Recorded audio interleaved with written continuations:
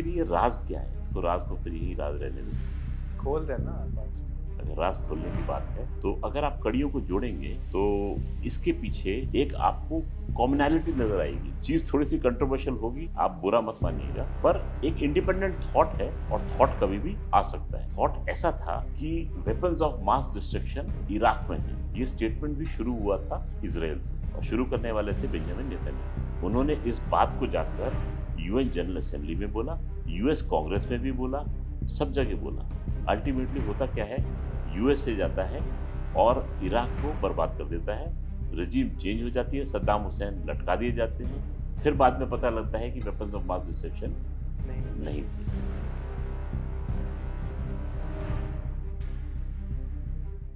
नमस्कार viewers, TCS के चौथे एडिशन में आप सबका स्वागत। टू द पॉइंट, कल भारतीय सेना के वेस्टर्न कमांड का एक यूट्यूब वीडियो अपलोड हुआ और उस यूट्यूब वीडियो के डिस्क्रिप्शन में कुछ ऐसा लिखा था कि लोगों की रोंगटे और आंखें दोनों खड़े हो गए। तैयारी अभी जारी है और अब की तैयारी पहले से ज़्यादा भारी है।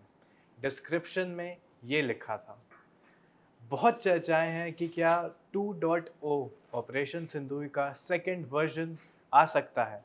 अब ना तो हम प्रधानमंत्री हैं जिसको ये पता होगा और ना chief of defence staff, but हम कयास लगा सकते हैं, कुछ पैटर्न्स हैं जिन पे हम बात कर सकते हैं और एक फाइनल आउटपुट पे निकल सकते हैं, जो कि हो सकता है सत्य ना हो, बट एक चर्चा, एक डिस्कशन का महत्व उसमें बहुत और बेहद ज़रूरी है। कर्नल अंकल हमारे साथ वापस जुड़े हैं और आज हम इसी टॉपिक से चालू करना चाहेंगे। कर्नल अंकल, तैयारी अभी जारी है।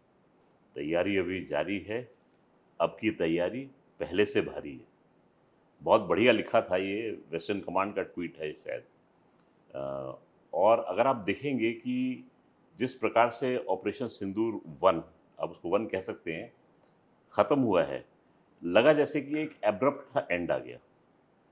चल रही थी एक्टिविटीज़ और अचानक वो रुक गई। लोगों के मन में ये था कि ये बंद जल्दी कर दिया और चलना चाहिए था। तो उनके लिए ये आपका जो वीडियो है, ये थोड़ी-सी राहत की साँस लेकर आएगा कि मेरा भी मानना ये है कि अभी ऑपरेशन सिंदूर खत्म नहीं हुआ है और ऑपरेशन सिंदूर अभी जारी है। लेकिन देखा जाए तो इस समय युद्ध की स्थिति जो है उससे थोड़ा हम पीछे हटे हैं। हमने फायरिंग पर रोक लगाई है और सीज़ फायर नहीं हुआ है, युद्ध विराम नहीं हुआ है। एक कह सकते हैं एक अल्प विराम है ये। तो मैं क्यों बोल रहा हूँ आपको कि अभी ये बाकी है। देखिए, कई चीज़ें होती हैं जिन कड़ियों को हम जोड़ के चलते हैं आगे। नंबर 1, जो रक्षा मंत्री हैं हमारे राजनाथ सिंह जी, आईएनएस विक्रांत पर जाते हैं और नौसैनिकों से संबोधित करते हुए उनको बताते हैं कि अगर इस युद्ध में नौसेना ने पार्ट लिया होता तो पाकिस्तान के 4 टुकड़े हो गए होते। उन्होंने दूसरी बात वहाँ पर ये कही कि हाफ़िज़ सईद और मसूद अज़हर जो हैं, वो हमें पहले हैंडओवर होने चाहिए। तो एक तरीके से हमने अपनी रेड लाइन्स को डिफ़ाइन कर दिया और बता दिया लोगों को कि अगर बातचीत की हम सोचेंगे भी, तो हम तब सोचेंगे जब ये दोनों आतंकवादी हमें सौंप दिए जाएँ। तो भारत ने अपना एक लेवल को और राइज़ कर दिया। दूसरा हमने ये बोला कि अगर दुश्मन ने कोई भी टेररिस्ट एक्टिविटी के बारे में सोचा भी अगर, तो हम एक फ़ियर्स और प्यूनिटिव एक्शन लेंगे। यानी हमने इस समय अपने सारे रास्ते खोल के रखे हैं कि हम किसी भी तरीके से दुश्मन को आड़े हाथों ले सकते हैं। इसी बीच आपको ध्यान होगा 12-13 जून को एक प्रिलिमिनरी रिपोर्ट आई है एफएटीएफ की, फाइनेंशियल एक्शन टास्क फोर्स। जब ये रिपोर्ट आई प्रीतीश, तो मैंने बड़ा ध्यान से देखा इसमें कि पाकिस्तान का नाम कहीं ग्रे लिस्ट में दोबारा तो नहीं आ गया। पर हैरानगी थी, पाकिस्तान का नाम ना तो ग्रे लिस्ट में था, ना ब्लैक लिस्ट में था। तो आखिर पाकिस्तान कौन-सी लिस्ट में टहल रहा था? ऐसा हो नहीं सकता कि एफएटीएफ की रिपोर्ट आए और उसमें पाकिस्तान का नाम ना हो, क्योंकि भई मदर ऑफ टेररिज्म जो है वो कहीं न कहीं तो पैसे के घाल-मेल में लगा होगा। जब उसको रिपोर्ट को बड़ी बारीकी से देखा तो उसमें एक ज़िक्र आया कि सन 2020 में कुछ रॉ मटेरियल था। रॉ मटेरियल क्या था? ऑटोक्लेव्स थे। ऑटोक्लेव्स जो काम आते हैं वो किसी तरीके से धातु के डेवलपमेंट में, ऑटोक्लेव्स क्या होता है? एक तरीके की मशीन है ये। अच्छा, ओके। वो धातु की मेटलर्जी में एक मोटा-मोटा सोच लो, उसमें काम आती है। अब ये ऑटोक्लेव जब पाकिस्तान के शोर पर आते हैं तो ये कंसाइंड होते हैं एक कंपनी को, और ये कंपनी जो है ये संबंध रखती है national development council of Pakistan. और ये नेशनल डेवलपमेंट काउंसिल जो है वो कराची में स्थित है, और इसका काम जो है वो पाकिस्तान के मिसाइल प्रोग्राम को आगे बढ़ाना। तो ये लिंक वहाँ पर जुड़ के आता है। गड़बड़ क्या होती है, डॉक्यूमेंटेशन में अपनी ये कमी छोड़ देते हैं, तो वो चीज़ जो है वो FATF की पकड़ में आ जाती है। जब ये पकड़ में आती है तो खोजबीन शुरू होती है। ये था एक किस्सा। इसी रिपोर्ट में FATF ने पूरा का पूरा इंगित किया है कि अप्रैल 2025 का पहलगाम का जो नरसंहार हुआ था उसमें पाकिस्तान की टेरर फाइनेंसिंग का हाथ था। यानी FATF ने सीधे तरीके से पाकिस्तान को दोषी पाया है पहलगाम के अटैक के पीछे, क्योंकि पैसे इन्होंने उसमें लगाए हैं। ये चीज़ें बताती हैं कि पाकिस्तान को एक इंडिपेंडेंट एजेंसी जो है वो भी दोषी मान रही है। हम अगर अपनी NIA द्वारा उसकी जांच कराएं और NIA अगर बोल भी दे कि पाकिस्तान दोषी है, तो पाकिस्तान लौट के बोलता है कि भाई कोई इंडिपेंडेंट बॉडी ने तो किया नहीं है, ये आपकी बॉडी नहीं किया है। आज के दिन इंडिया की इन्वेस्टिगेटिंग एजेंसी भी बोल रही है पाकिस्तान का हाथ है, और एक इंटरनेशनल एजेंसी जो कि इंडिपेंडेंट है वो भी कह रही है इसके पीछे पाकिस्तान का हाथ है। मैं कुछ थोड़ा इस पे डीप जाना चाहूँगा। जी आपने मेंशन किया कि FATF की रिपोर्ट में फाइनेंसिंग का जिक्र है, जी जी बट जो हमारी रिपोर्ट्स है उसमें ये भी हम क्लेम कर रहे हैं, बता रहे हैं दुनिया को कि जो नेशनल्स हैं वो सारे पाकिस्तानी पाकिस्तान नेशनल्स नेशनल से। थे। FATF में कुछ इस बात का जिक्र हुआ? देखिए, FATF जैसे आपका नाम है ना, financial action task Force। Force, तो जितनी भी टेरर फाइनेंसिंग, मनी लॉन्ड्रिंग या जहाँ पैसे का इधर उधर होता है, ये उस चीज़ को ऑब्जर्व करती है। लॉजिकल। तो आपका फाइनेंशियल डीलिंग्स को पकड़ती है। आतंकवादी के मूवमेंट पे ये बात नहीं करेगी ये, वो उसके मैंडेट के परे चला जाता है। तो इसमें फाइनेंस के ऊपर दो चीज़ों को लेके बात की है। एक तो 2020 की रिपोर्ट, उसमें गड़बड़ थी, उसको मैं फिर भी छोड़ता हूँ, चलो छोड़ देते हैं। लेकिन जो इसने सीधा सीधा FATF की रिपोर्ट में ये आया है, तो हमारी सरकार ने एक्शन लेना शुरू कर दिया है। 25 अगस्त को एशिया पैसिफिक की कॉन्फ्रेंस हो रही है। हमारी जो मिनिस्ट्री हैं वो इस समय इसका पूरा डॉजियर तैयार कर रही हैं, और ये डॉजियर 25 अगस्त को इस एशिया पैसिफिक की मीटिंग में पेश किया जाएगा, और अगली प्लेनरी जो होगी FATF की उसमें ये डॉजियर जाएगा। डॉजियर में क्या होगा, पूरी की पूरी रिपोर्ट होगी, किस तरीके से ये फंड्स यहाँ पर चले हैं, और उसके बाद में फिर जाएगा कि पाकिस्तान को FATF की ग्रे या ब्लैक लिस्ट में क्यों ना रखा जाए। और इसकी रेलेवेंस क्या होगी? इसकी रिलेवेंस ये होगी कि इसके साथ में डीलिंग्स जो होती है कंट्री की वो असर करती हैं। आपकी मार्केट में आपकी साख जो है वो गिर जाती है। ये अब तो पहले भी रह चुके हैं ग्रे जी। लिस्ट में, कोई नई बात है नहीं। नई बात है नहीं, इनके लिए तो आदी हैं ये असल बात है, टहलते रहते हैं ग्रे और ब्लैक लिस्ट के बीच में। ब्लैक में थे ये लोग। ब्लैक में थे, हाँ।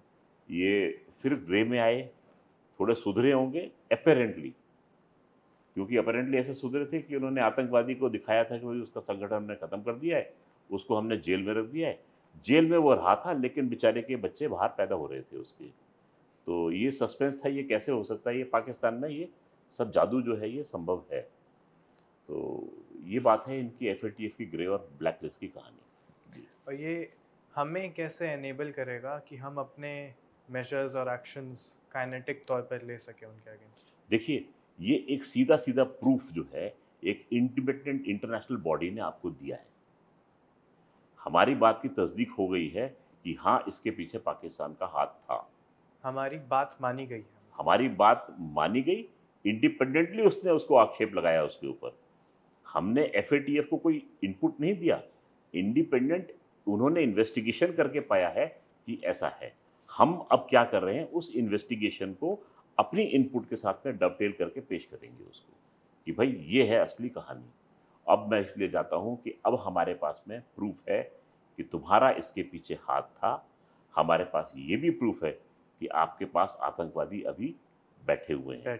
आपको ध्यान होगा, ख्वाजा आसिफ ने बोला है, उनके विदेश मंत्री ने, शायद कल ही उनका बयान आया है कि हम जो हैं अभी पूरी तरीके से अलर्ट हैं। डर तो होगा ही, गलत काम करोगे तो अलर्ट तो रहना पड़ेगा। भारत की फौज कभी भी धावा बोल सकती है। बट इसमें बहुत लोग की ये रिजर्वेशंस हैं कि जी। भारतीय सेना और भारतीय पॉलिटिकल विलनेस हमेशा से प्रोएक्टिव नहीं रही है, अगर मैं उसको उस तरीके से बोल सकूं। एक डॉक्ट्रिन चेंज की हमने पहले भी बात की थी कि हुआ है, बट वो क्या फिजिकल और उस एक्शंस में दिखेगा जो अभी हो सकते हैं? मतलब बेसिकली क्या इंडिया पहले अटैक करेगा? देखिए, इस बार जो हमने एक्शन लिया था ऑपरेशन सिंदूर के तहत, पाकिस्तान ने अपनी गंदी हरकत जो थी वो कर दी थी 22 तारीख को, 22 अप्रैल को। हमने एक्शन लिया 7 मई को, और 7 मई को ऐसा था कि हमने उनको प्रिसाइज़ अटैक किया उनके ऊपर। जो टेररिस्ट थे उनको चुन-चुन के हमने निकाला। उनके जितने भी ट्रेनिंग कैंप थे, लॉन्चिंग पैड्स थे, यहाँ तक कि आपको जान के आश्चर्य होगा कि भारतीय सेना, वायुसेना और नौसेना तो दूर, हमारी बीएसएफ ने पाकिस्तान में एक लॉन्चिंग पैड को डिस्ट्रॉय किया है। हाँ। बीएसएफ ने डिस्ट्रॉय हाँ। किया है। तो आप ये देखिए कि प्रोफेशनलिज्म जो है वो फौज का ही नहीं है, पैरामिलिट्री फोर्सेस भी सक्षम हैं इन चीज़ को करने के लिए। तो पाकिस्तान को होश की दवा पीनी चाहिए कि इस समय फौज नहीं, इस समय जो पैरामिलिट्री फोर्सेस भी हैं वो भी लोहा ले सकती हैं। खैर, इस बात को हम पीछे छोड़ देते हैं। हमने जो अटैक किया था वो पाकिस्तान के डीप इनसाइड जाके किया है, यानी 200 किलोमीटर अंदर पाकिस्तान की, और पाकिस्तान की जो सोवरेन टेरिटरी है उस पे जाके हमने अटैक किया है। तो भारत ने ये दिखा दिया है कि अब हमारे लिए तुम्हारा सोवरेनिटी जो है वो मायने नहीं रखेगा अगर तुम एक टेररिस्ट नेशन बन के रहोगे। तो अगर टेररिस्ट नेशन बन के रहोगे तो बिहेव भी हम ऐसे करेंगे जो कि एक टेररिस्ट नेशन के साथ में किया जाता है। हमने कह भी दिया है कि हमारे लिए मिलिट्री एस्टैब्लिशमेंट और टेररिस्ट में कोई टेररिस्ट फ़र्क अलग नहीं है है, नहीं। कोई फ़र्क नहीं है। भुट्टो बोल के एक व्यक्ति है वहाँ पे, उनका कोई मिनिस्टर है, उसके हर दूसरे तीसरे दिन एक ख्याली पुलाव उसके बनाते रहता है वो अपने मन में कि पानी नहीं दिया तो हम छः की छः नदी वापस ले लेंगे, अटैक कर देंगे, 4 जंगें आप हार चुके हैं, 5वीं हरा देंगे, 6ठी हरा देंगे। मतलब वो एक-एक दिन एक-एक बढ़ाता रहता है। तो क्या करें? तो मिस्टर भुट्टो जो हैं वो धुन में चले आ रहे हैं कि अभी तक वो भुट्टो ख़ानदान से संबंध रखते हैं। अब वो ऐसे हैं कि ज़ुल्फ़िकार अली भुट्टो उनके वो नाना थे। एक्सेंट क्या है? वो एक्सेंट क्या है? वो एक्सेंट मुझे समझ में नहीं आया कि पाकिस्तान में ऐसा कौन-सा कॉलेज है सिंधी तो नहीं जो है वो? क्लेम तो कहते हैं कि अपने आप को सिंधी हैं। बट ज़ुल्फ़िकार अली भुट्टो जो हैं वो सो कॉल्ड सिंध से आते हैं।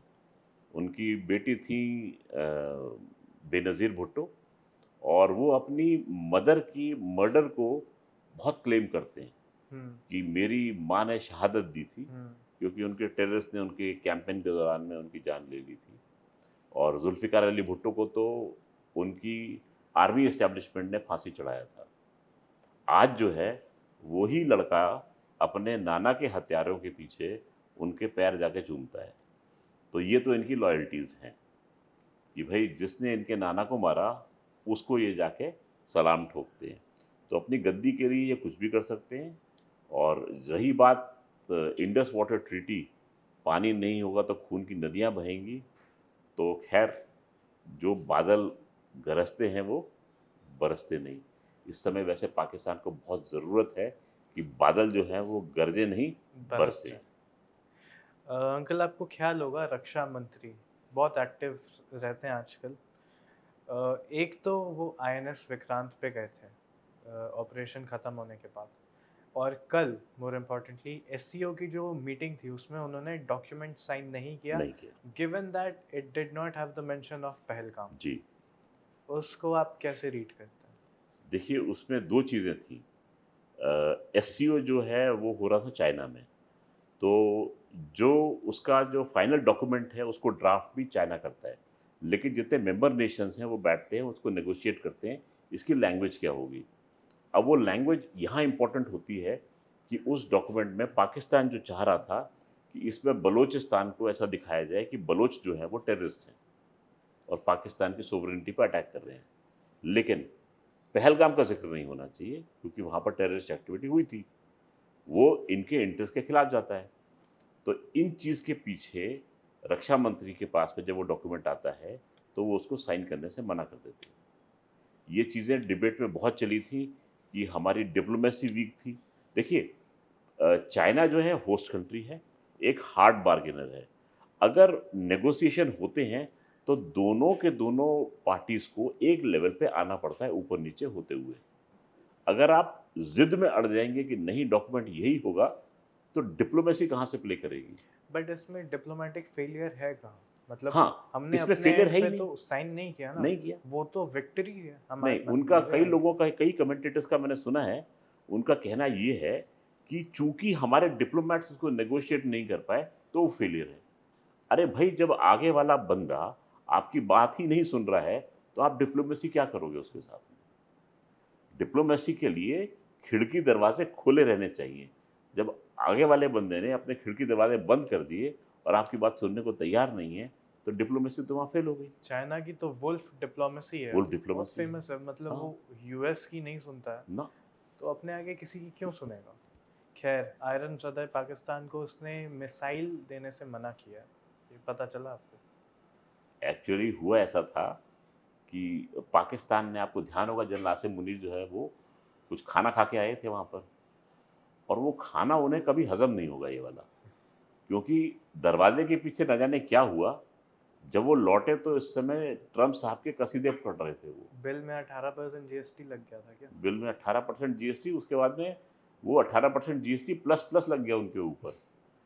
तो मैं तो कहता हूँ कि वो पता नहीं क्या खा कर आए, पर उन्होंने एक मेन्यू के ऊपर अपने देश की संप्रभुता को बेच दिया, and general Asim Munir went under the hammer, यानी वो बिक गए।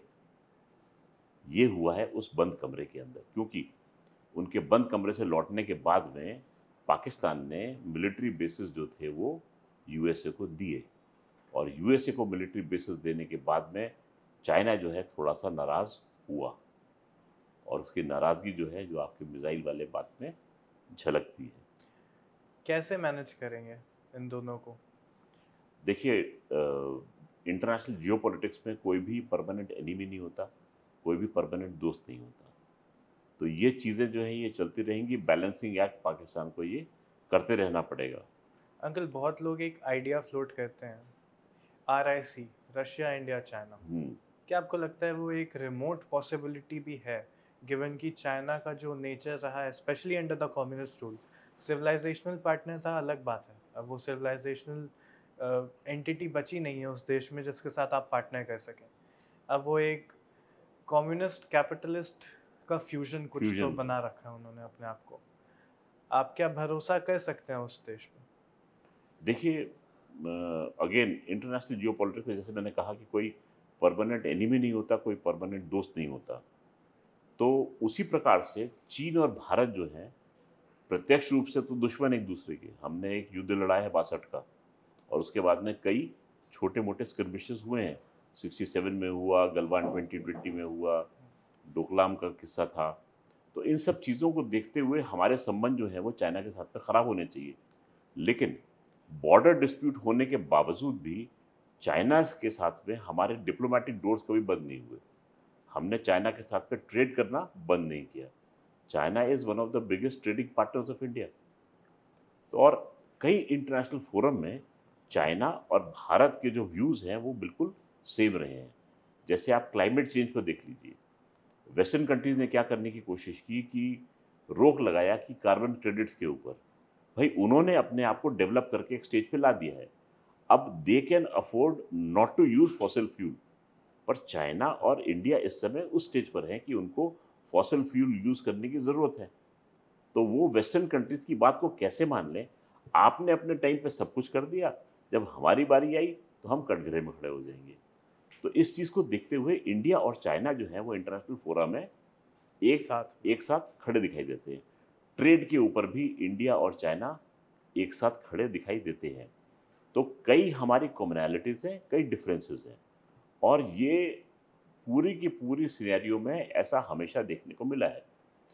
अगर ऐसी बारी आती है कि इंडिया को यूएस जो है वो इतना पुश कर देता है कि हम कहीं न कहीं चाइना के थोड़ा-सा पास जा सकते हैं, पॉसिबिलिटी है, you can not rule it out.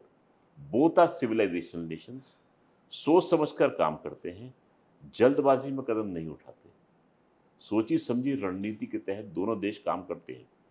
तो और चाइना में एक इनहेरेंट रिस्पेक्ट है for India, because India is a civilisational power. मतलब वहाँ तो इंडिया के लिए जो टर्म होता है, यूज़ होता है, उसका इंग्लिश ट्रांसलेशन होता है heaven of the earth. Heaven of the earth. Heaven of the earth. आप देखिए ना कि उनकी नॉर्मल थिंकिंग में ये है कि भाई India is a force to reckon with, that is the fact. वो हरकतें क्या करते हैं वो बात अलग है, लेकिन अपने उनकी प्लानिंग में इंडिया जो है वो एक एग्जिस्ट करता है और एक इम्पॉर्टेंट कंट्री है। वैसे ही हमारी प्लानिंग में भी पाकिस्तान तो अभी सीन में आया है, पाकिस्तान सीन से कहीं लुप्त हो चुका था। Pakistan was a non entity for our planning purposes. हम जो देख रहे थे कि चीन को देख रहे थे एज अ कॉम्पिटिटर, तो हमारी पूरी तैयारी जो थी वो चीन को देखकर हो रही थी। पाकिस्तान कहीं टिकता नहीं है उस सोच में। तो पाकिस्तान मैं कहूँगा कि एक देश नहीं, भारत के लिए मात्र एक सोच है, और सोच कभी भी जा सकती है। एक चींटी होती है जो आपको तंग करती रहती है जी। वक्त पर वक्त। हाँ। शायद उस चींटी से हाँ, कुछ सिमिलैरिटीज हों। देखिए मैं हमारे ऐसा भी नहीं कहूँगा कि वो चींटी है, क्योंकि चींटी भी नाराज़ हो सकती है। जब हमारा ऑपरेशन जारी था उनके अगेंस्ट, तो लॉजिकली नेवी भी इस बार स्टेशन थी और बहुत ऑफेंसिव पोजीशन पे थी। इनफैक्ट आज की खबर है कि एनडीटीवी के हवाले से कि नेवी को टारगेट पैकेजेस मिल गए थे, उनको पता था कि क्या हिट करना है, सबमरीन्स और वॉरशिप्स रेडी थी। मैं आपसे इस पे ऑपरेशनल डिटेल्स जानना चाहूँगा कि कौन सी मिसाइल्स हम यूज़ कर सकते थे उस वक्त, और हम क्या क्या चीज़ें यूज़ करते और कैसे कैसे, अगर वो प्ले आउट होता तो कैसे होता। प्रतीश जी, बड़ा बढ़िया क्वेश्चन है इसका। आपने नोट किया होगा कि जब डायरेक्टर जनरल मिलिट्री ऑपरेशंस की ब्रीफिंग थी, तो उसमें एयर ऑप्स और नेवल ऑप्स के चीफ डीजी बैठे हुए थे। तो जो एयर ऑप्स के जो डीजी थे और मिलिट्री ऑप्स के डीजी थे, वो बड़े इजी गोइंग मस्ती में पूरा उसको अटेंड कर रहे थे, क्वेश्चंस को ले रहे थे। पर जो डीजी नेवल ऑप्स थे, वो थोड़े से मैं ये तो नहीं कहूँगा रुष्ट थे, बट इतने खुश भी नज़र नहीं आ रहे थे। तो हमने सोचा कि आखिर हुआ क्या है। तो बाद में जाके राज खुला ये कि भाई आर्मी ने अपना काम कर दिया, एयरफोर्स ने अपना काम कर दिया, जब नेवी के काम करने की बारी आई तो उनको मौका नहीं मिला। तो थोड़ी सी नाराज़गी तो उनकी बनती है। तो आपको ध्यान होगा कि राजनाथ सिंह जी जो थे वो गए थे, जब शिप पे, जैसे पहले जिक्र किया कि अगर नेवी को मौका मिला होता तो पाकिस्तान के 4 टुकड़े हो गए होते। अब वो 4 टुकड़े कैसे होते? देखिए मैं आपको एक छोटा सा बैकग्राउंड बताऊंगा उसका। हम लोग बात करते हैं न्यूक्लियर ट्रायड की, कि कंट्री वो फुलफिल्ड न्यूक्लियर पावर है जिसके पास में न्यूक्लियर ट्रायड है। न्यूक्लियर ट्रायड का मतलब क्या है कि आप न्यूक्लियर वेपन को धरती से लॉन्च कर सकते हो, आकाश से गिरा सकते हो, या पानी के अंदर से उसको लॉन्च कर सकते हो। कई देश जो है वो उसको हवाई जहाज से गिरा देंगे, ज़मीन से लॉन्च कर देंगे, लेकिन पानी से लॉन्च करने की कैपेबिलिटी जो है वो बहुत कम देशों के पास में होती है। पानी से लॉन्च करने का मतलब ये है कि आपकी सबमरीन में ये वेपन्स जो है वो लोडेड है। अब सबमरीन जो होगी ये न्यूक्लियर पार्ट सबमरीन होगी। तो अब धीरे धीरे आप देखते रहिए किस तरीके से देश जो है वो फिल्टर होते जाते हैं। इन सबमरीन्स को SSBN कहते हैं, सी सबमर्सिबल बैलिस्टिक न्यूक्लियर।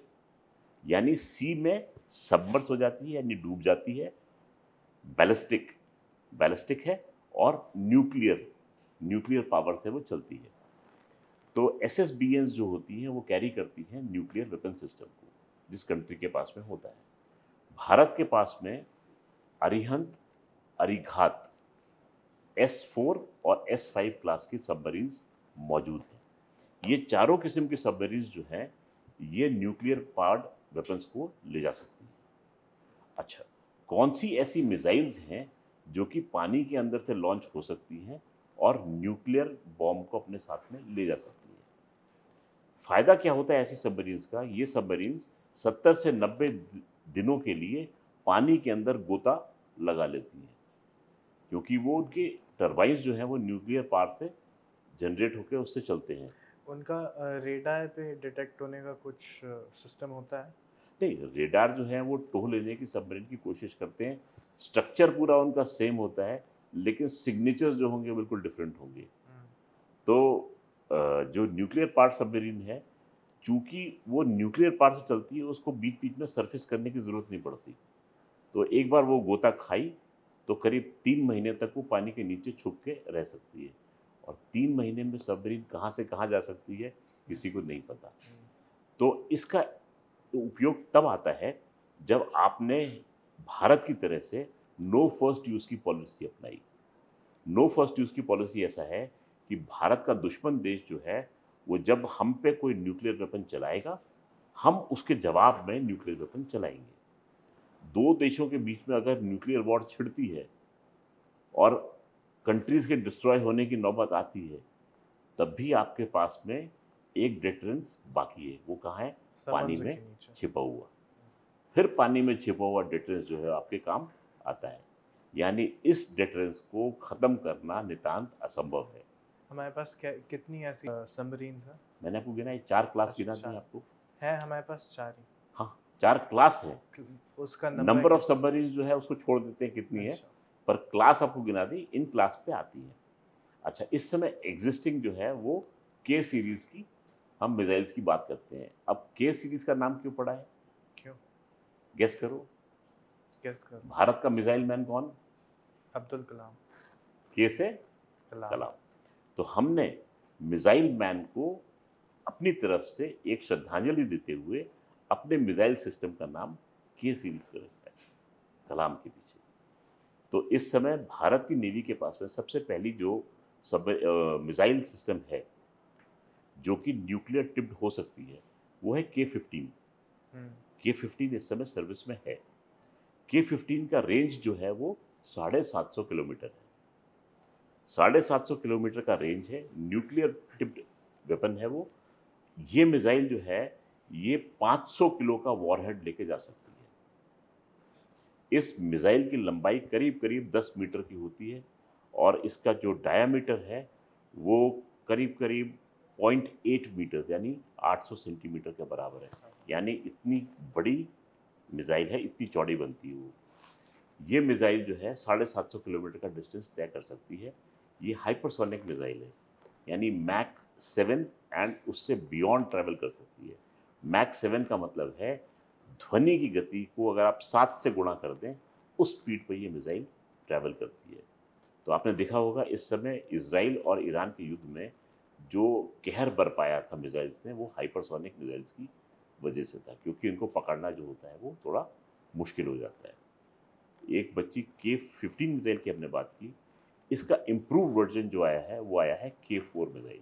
हम्म, अब के-4 मिसाइल जो है वो 10.2 मीटर लंबी है, करीब 1.3 मीटर इसका डायामीटर है। ये मिसाइल जो है ये करीब 6 से 7 टन की मिसाइल है ये। एक मिसाइल का वेट 6 से 7 टन है और ये 2 टन का वॉरहेड ले जा सकती है। मैं चाहूँगा आप इस पे एक्सपैंड करें। आप ऑफ द बीट में को बता भी रहे थे कि 23 ग्राम का अगर हाँ, धातु होता है वो कितना हानिकारक होता है। जी, मैं चाहूँगा एक कंपेयर करें आप हमारे जी। व्यूअर्स के लिए कि डिफरेंस क्या है और कितना घातक है। देखिए जैसा कि मैं ज़िक्र कर रहा था कि मैंने अपनी आँखों से 23 ग्राम एक्सप्लोसिव एक्सप्लोड होकर एक व्यक्ति की जान जाते हुए देखा है। 23 ग्राम से एक व्यक्ति की जान चली गई। ये मिसाइल जो है ये 2 टन एक्सप्लोसिव लेके चल रही है। तो कितनी भयंकर इसके अंदर डिस्ट्रक्टिव पावर है, वो दिखने वाली है। मिसाइल की डिस्ट्रक्टिव पावर और उसकी एक्यूरेसी बहुत इंपॉर्टेंट होती है। तो जो के-15 की जिसकी हमने बात की थी, उसकी एक्यूरेसी है 10 मीटर्स। मिसाइल की एक्यूरेसी हम नापते हैं सर्कुलर एरर ऑफ प्रोबेबिलिटी से। यानी मिसाइल अगर आपने यहाँ फायर की है, तो ये मिसाइल यहाँ से केवल 10 मीटर की दूरी तक ही गिर सकती है और आप ऐसा सर्कल बना देंगे जिसका कि रेडियस 10 मीटर है। उस रेडियस के अंदर ये मिसाइल जाके गिरेगी। ब्रह्मोस की कुछ 1 मीटर के आसपास, ब्रह्मोस की आधा मीटर है। आधी मीटर, और ये जी, 10 मीटर ये 10 है। मीटर है। इतना डिफरेंस क्यों? इतना डिफरेंस इसलिए क्योंकि ये सबमरीन से लॉन्च हो रही है, अच्छा। पानी के नीचे से। ओके। पानी के पूरे रेजिस्टेंस को चीरती हुई ये मिसाइल जा रही है।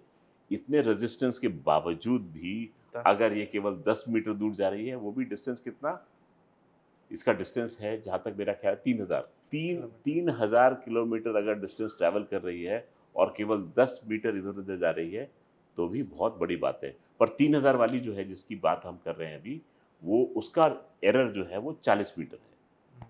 K4 का CEP जो है वो 40 मीटर है, यानी 40 मीटर का पूरा एक आप घेरा बनाएंगे तो उसमें जाके मिसाइल जाके गिरेगी। 3000 किलोमीटर, 3000 किलोमीटर जाने के बाद में आपके बहुत सारे इलाके जो हैं वो आपकी जद में आ सकते हैं। तो पाकिस्तान को तो उस समय डरना होगा, क्योंकि पूरा का पूरा पाकिस्तान जो है वो एक मिसाइल के टारगेट में आ जाएगा आराम से। ब्रह्मोस को आप लॉन्च कर सकते हैं सी से। अच्छा, उसमें भी कितना वो पॉइंट ऑफ ब्रह्मोस की एरर होता है? एक्यूरेसी जो है वो नियर परफेक्शन कह सकते हैं आप सी उसको। से भी जी। तो मतलब ब्रह्मोस जो है सबमरीन से लॉन्च नहीं होती, अच्छा, ओके। ब्रह्मोस शिप से लॉन्च होती है, तो उसको वो रेजिस्टेंस हाँ, पानी का ठीक है, झेलना नहीं पड़ता। ठीक है, ठीक है। इसी पॉइंट पे मिसाइल्स की हम बात कर रहे थे, एक पॉइंट मुझे स्ट्राइक किया। एक रिपोर्ट आई है यूएस ऑफिशियल को कोट करते हुए, Pakistan plans to develop a nuclear weapon that can even reach Washington, US. क्यों? पागलपन है, क्यों? पागलपन है। देखिए, पाकिस्तान जो अपने एक्शंस लेता है, वो उसके मन में एक बात रहती है कि हम इंडिया का मुकाबला करेंगे। हर चीज़ में वो अपने आप को इंडिया से कंपेयर करके चलता है। भाई, एजुकेशन सिस्टम हमारा कहीं है, तुम्हारा तो कहीं भी नहीं है। मैं आपको रिकमेंड करूँगा आप एक बार उनकी 10th की फिज़िक्स की पहले चैप्टर का पहला इंट्रोडक्शन पढ़ें। अच्छा, मैंने पढ़ा था, उसके बाद नहीं पढ़ा। उसमें क्या खास चीज़ मिली आपको? कंट्रोवर्शियल है, नहीं बोल पाऊँगा। नहीं बोल पाएंगे। मैं समझ गया आपकी बात को, इशारा किस तरफ है, हो सकता है। तो पाकिस्तान जो है वो अपने आप को इंडिया से क्या कंपेयर करता है, मुझे आज तक ये समझ में नहीं आया। देखिए, मेरा मानना ये है कि जब पार्टीशन हुआ था, तो ये पार्टीशन धर्म के या स्थान के हिसाब से नहीं हुआ था, ये पार्टीशन आईक्यू के हिसाब से हुआ था। तो हायर आईक्यू जो है वो यहाँ रह गया और बाकी जो है वो उधर चला गया। ये बेसिक डिफरेंस मुझे दिखाई देता है। तो आप इंटरेक्शन करेंगे तो पाकिस्तान के एक्शंस जो होते हैं वो उनके आईक्यू से डिक्टेट होते हैं, और आप देखिए वो एक्शंस जो है वो कहीं भी आपको रैशनल नहीं दिखाई देते। ये रैशनैलिटी की डेफिनेशन है नहीं, मेरे को नहीं लगता वो कि एलियन उनके है पास वर्ड उनके लिए वो। जी। मैं आपका ध्यान वेस्ट एशिया पे कुछ टाइम के लिए लेके जाना चाहूँगा। मिडिल ईस्ट में एक संधि हो चुकी है, हमारे यहाँ तो फिर भी स्टॉपेज ऑफ फायरिंग है, उनके यहाँ definitive cease cease fire fire हुआ हुआ है। है इसराइल और ईरान के बीच में, और बहुत अब्रप्टली हुआ। बहुत लोग का ये कहना है कि यूएस की जो स्ट्राइक्स थी, जो उसने नातन्स फोर्दो इश्फान पे की, वो मेनली सिंबॉलिक थी और एक ऑफ रैम्प पे लेके जाने की कोशिश थी कि भाई और नहीं मारना है हमें, आप भी मत मारो, हम भी नहीं मारेंगे।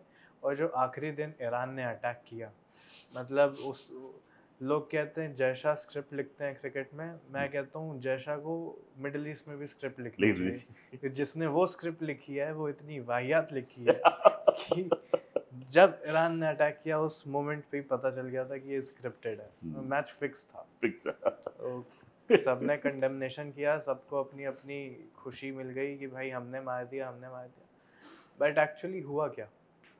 देखिए प्रीतिश जी, मेरा मानना ये है कि जो ये ईरान इजरायली कॉन्फ्लिक्ट हुआ है, ये वॉर ऑफ ऑप्टिक्स था, वॉर ऑफ नैरेटिव था, वॉर ऑफ सिमेंटिक्स था, और अगर कुछ बच गया तो ये एक्चुअल वॉर था।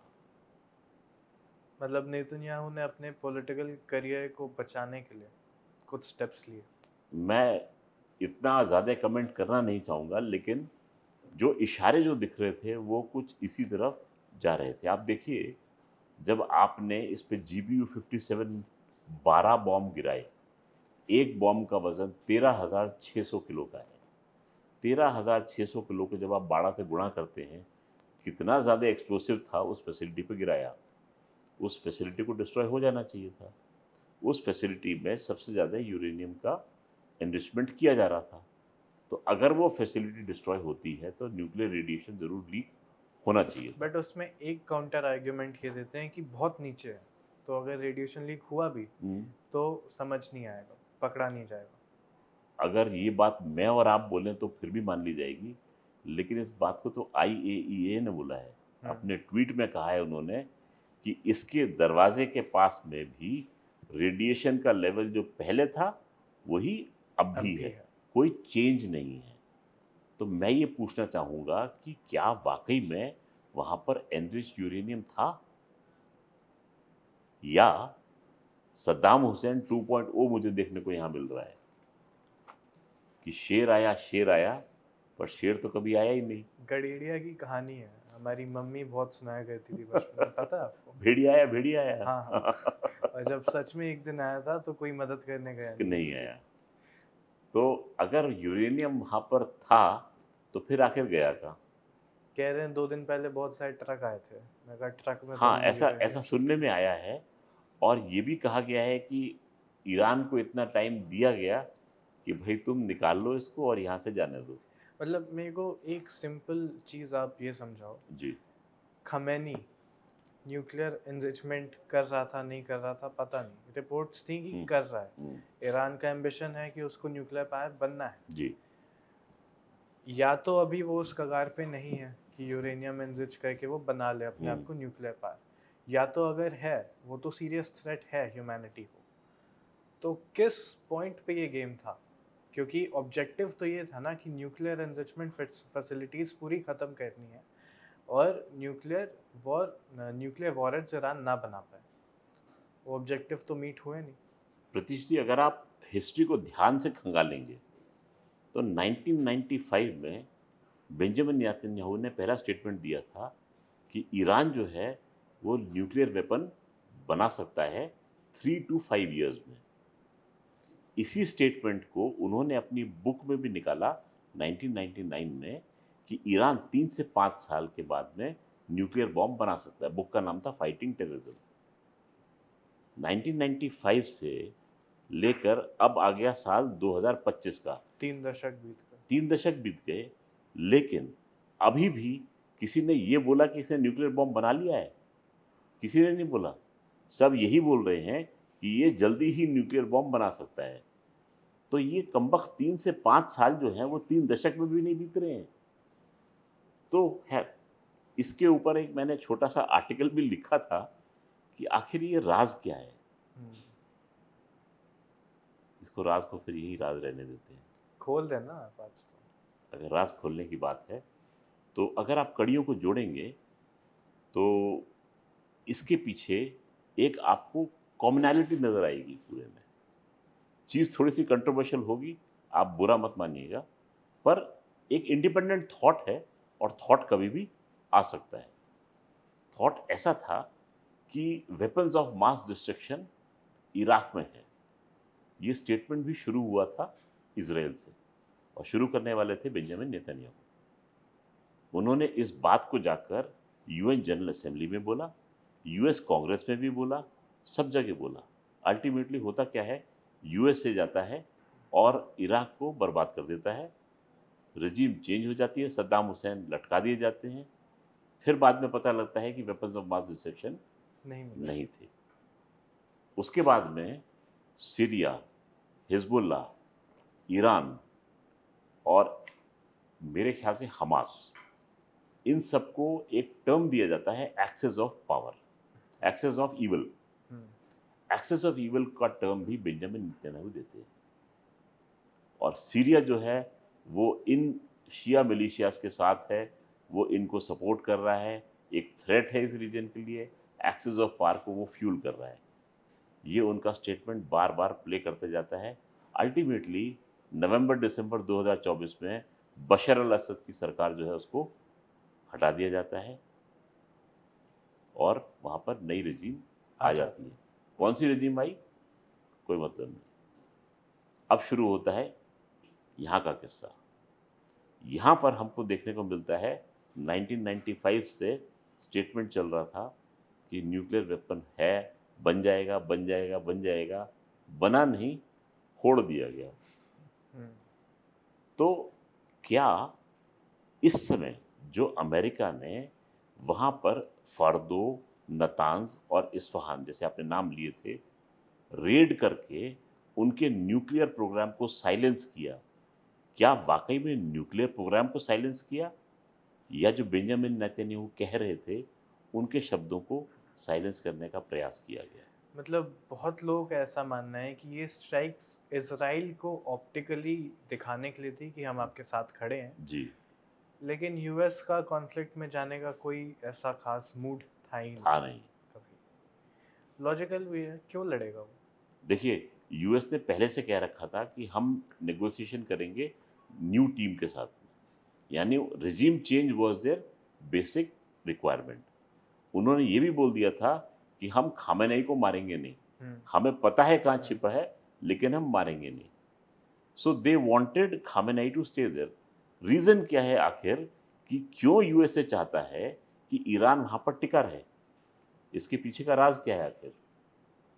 जब तक ईरान वहाँ टिका रहेगा, तब तक पूरे के पूरे वेस्ट एशिया में एक डर का माहौल रहेगा। एसेंशियल। जब डर रहेगा, तो डर को मिटाने के लिए आप हथियार खरीदेंगे। अब आप हथियार खरीदने का रिकॉर्ड देखिए, सऊदी अरेबिया $110 बिलियन के हथियार खरीदता है यूएसए से। कतर $32 बिलियन के हथियार खरीदता है यूएसए से। यूएई $23 बिलियन के हथियार खरीदता है यूएसए से। अगर ईरान जो है वो अच्छा देश बन गया, शांत देश बन गया, बिल्कुल समृद्ध देश बन गया, शांति छा गई, तो हथियार कौन खरीदेगा? अगर कोई किसी से लड़ेगा नहीं, तो तो हथियार कहाँ हथियार बिकेंगे? कहाँ बिकेगा? हाँ, तो हथियार बेचने के लिए लड़ाई ज़रूरी है। बहुत क्रूशियल पॉइंट रेज़ किया आपने। तो जो अभी आपने कहा इतना सब, मैं बहुत स्तब्ध हूँ, एक गहरी सोच में पड़ गया हूँ और आशा करता हूँ हमारे व्यूअर्स भी इस पे कुछ मंथन करेंगे, कुछ कमेंट्स अपने अपने व्यूज़ ज़ाहिर करेंगे। बट इसी के साथ हमारा आई गेस चौथा एडिशन भी यहाँ समाप्त होता है टीसीएस का। बहुत मज़ा आता है कर्नल अंकित, बहुत सारी चीज़ें जानने को मिलती हैं हर हफ्ते आपके साथ। ऐसे ही उम्मीद करेंगे हर हफ्ते चलता रहे। और जय हिंद, वंदे मातरम। जय हिंद।